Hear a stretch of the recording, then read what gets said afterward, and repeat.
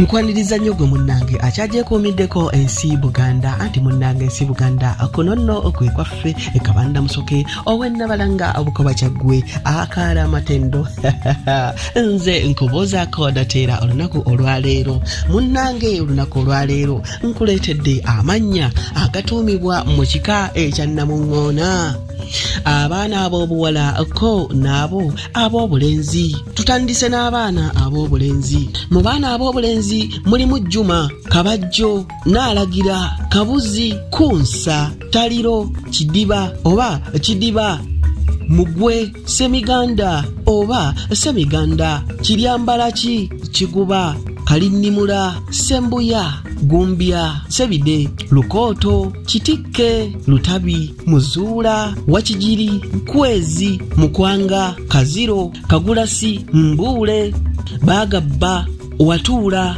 Lutembe, Lukindu, Walubi, Kyanda, Makooba, Kibiina, Lukoko, Busere, Kyajja Kuzimba, Masaaba, Wakijiri, Bulondo, Bukomazi, Nkumbi, Mpuulo, Semajwala. Abo nno be baana ab'obulenzi mu kika ekya Namuŋŋoona.